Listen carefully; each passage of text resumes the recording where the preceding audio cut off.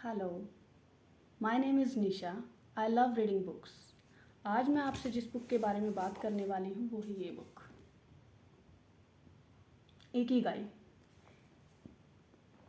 ये book Japanese concept of long and happy life को हमसे शेयर करती है। इस बुक के दो ऑथर्स हैं, Hector gratia and Francis मिरेल्स।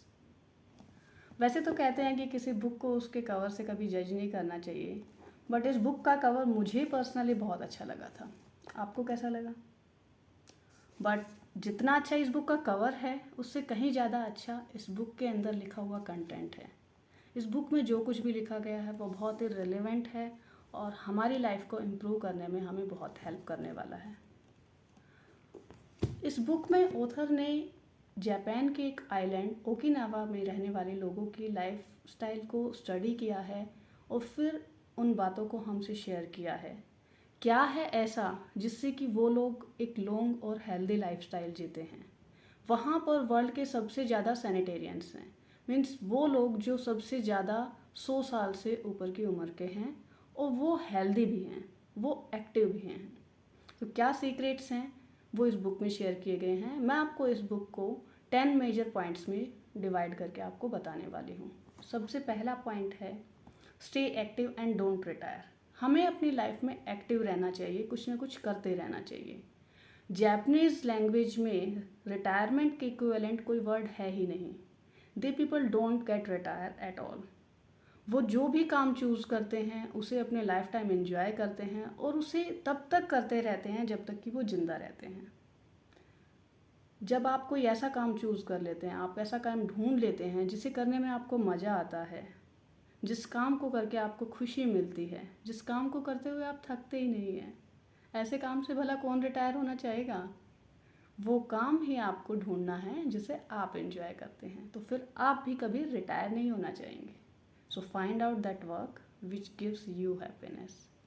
Second point is take it slow.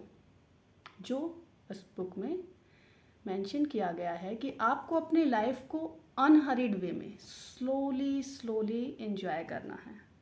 This is your life, this is not a race at all. आपको किसी के साथ रेस लगाने की ज़रूरत नहीं है। आपको अपनी लाइफ को एंजॉय करना है, आपको अपनी लाइफ को जीना है, पूरी तरह से जीना है। आपको एक टाइम पर एक ही काम पर फोकस करना है। जैसे कि अगर आप खाना खा रहे हैं तो आप सिर्फ खाने पे ध्यान दीजिए। अगर आप कोई काम कर रहे हैं, जैसे पढ़ाई कर रहे हैं या कुछ भी, तो आप उस काम पर फोकस कीजिए। जब आप एक टाइम पर एक काम करते हैं ना, तो आपकी एफिशिएंसी भी कई गुना बढ़ जाती है, instead of when you are doing multitasking.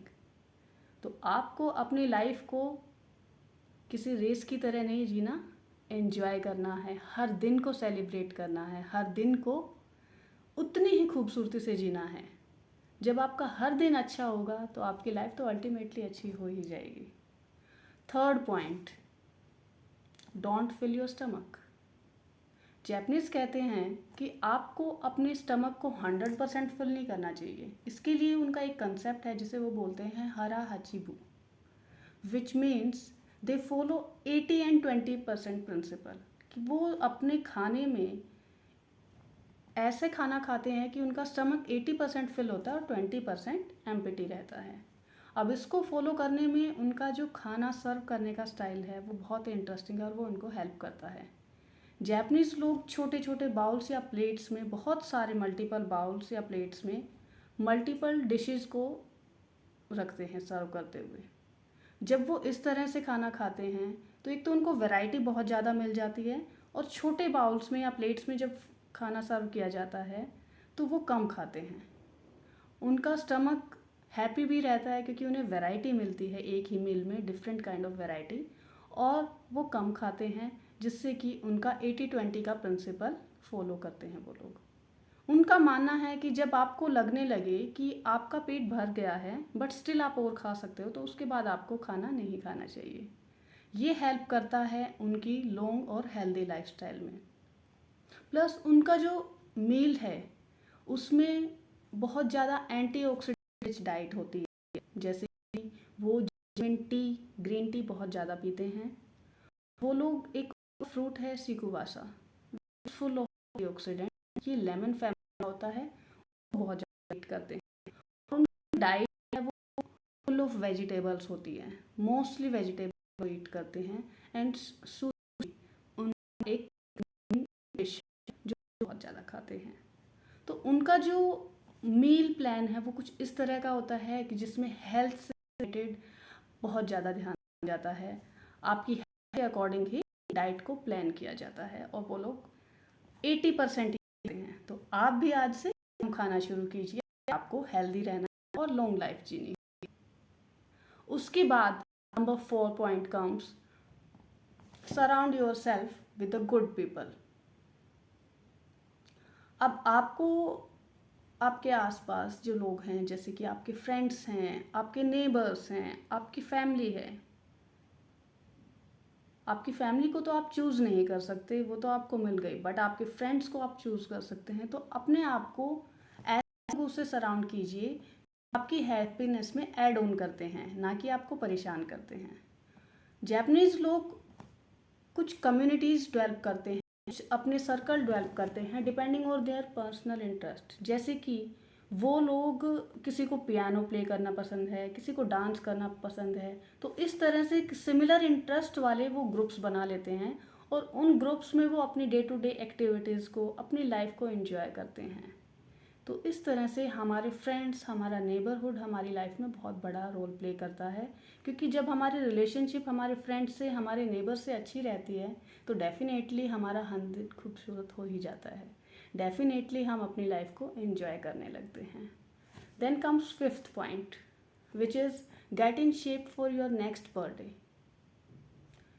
Japanese इस चीज़ पर बहुत फोकस करते हैं कि वो अपने नेक्स्ट बर्थडे के लिए हेल्दी रहें और फिट रहें। इसके लिए वो अपनी डाइट, अपनी एक्सरसाइज, अपने डेली रूटीन का बहुत ध्यान रखते हैं।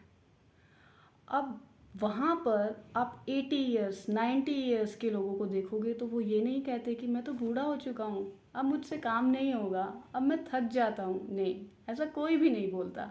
वो सब लोग कुछ ना कुछ ऐसा करते रहते हैं जिससे कि वो एक्टिव रहते हैं और उनका गोल होता है अपने नेक्स्ट बर्थडे तक हेल्दी रहने का। इस तरह साल दर साल वो अपनी लाइफ को बढ़ाते चले जाते हैं एक हेल्दी वे में। तो आप भी अपना गोल बनाइए नेक्स्ट बर्थडे तक फिट होने का। और अगर आप ऑलरेडी फिट हैं then continue it like this. Then come 6th point, smile. Smile एक ऐसी चीज़ है जो आपको तो खुशी देती ही है, आपके मूड को तो अपलिफ्ट करती ही है और उसके मूड को भी अपलिफ्ट करती है जो आपको देखता है। कोई ऐसा इत्र जो सबको महका दे वो है स्माइल। और स्माइल आपको नए दोस्त बनाने में भी हेल्प करते हैं। आप अपने पार्क में जा रहे हैं घूमने के लिए, अपने नेबर्स को देख रहे हैं जाते हुए रास्ते में, आप उनको स्माइल कीजिए। आपको बच्चे दिखते हैं, आप उनको देखकर स्माइल पास कीजिए, आपको भी अच्छा लगेगा, उन बच्चों को भी अच्छा लगेगा। Smile is a very important part of your life.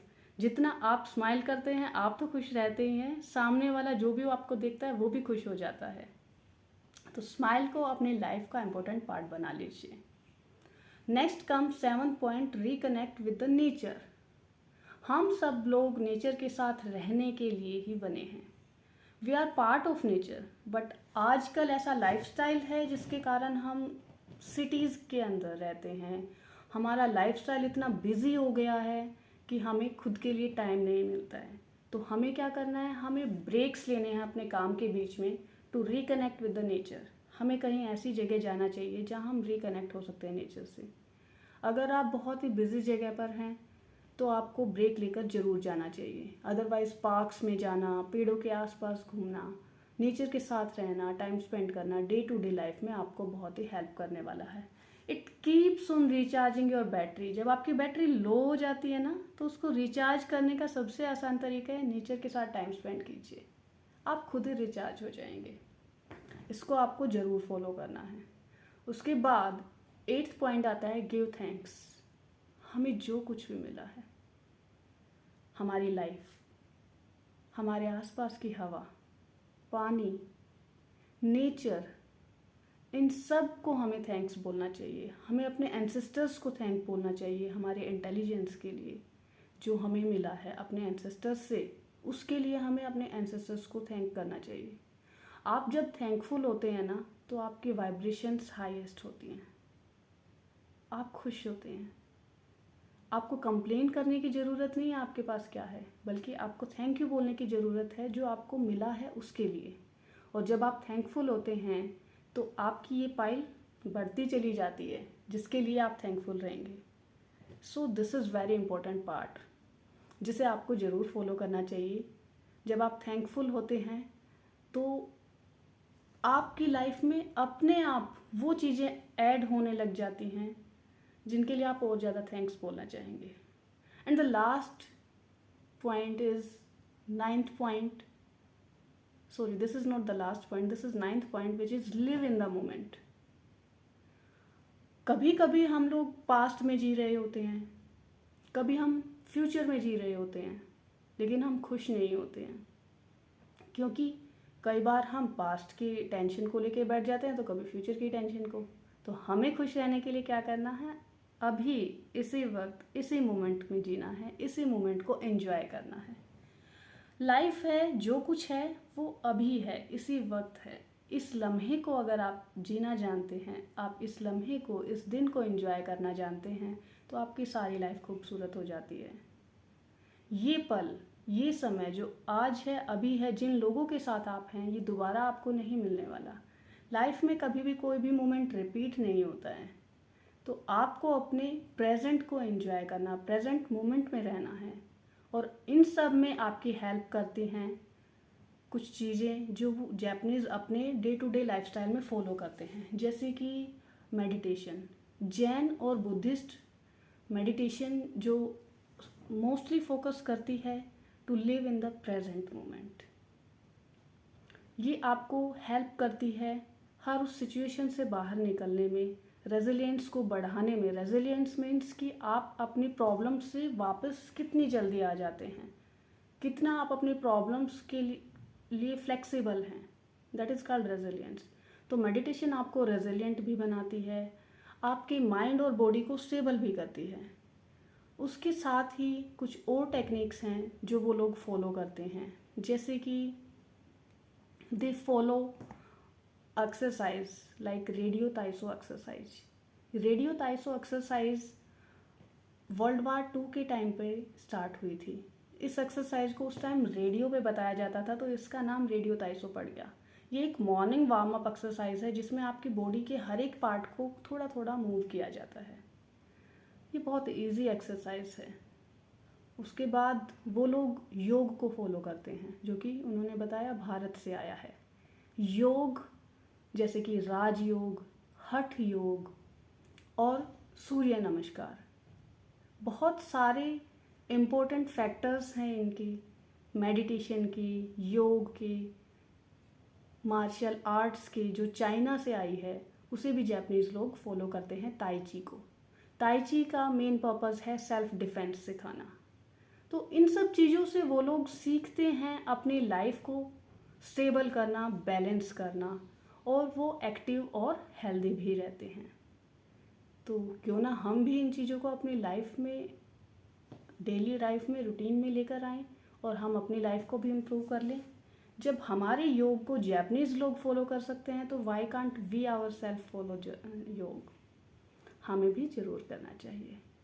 इसके बाद जो लास्ट पॉइंट है वो है फॉलो योर इकिगाई।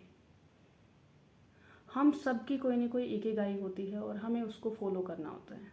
जब हम अपने इकिगाई को फॉलो करते हैं तो हम डेफिनेटली खुश रहते हैं। जैसा कि मैंने स्टार्टिंग में बताया, इकिगाई वो है जिससे आप खुश रहते हैं, जिसको काम को करने में आपको मज़ा आता है, जिसकी दुनिया को ज़रूरत है, जिस काम में, जिस स्किल में आप अच्छे हैं और जिससे आपको पैसा मिलता है। ये हर किसी के पास कुछ ना कुछ ऐसी स्किल होती है जिसकी दुनिया को ज़रूरत भी है और जिससे आपको पैसा कमाने में भी हेल्प मिलेगी।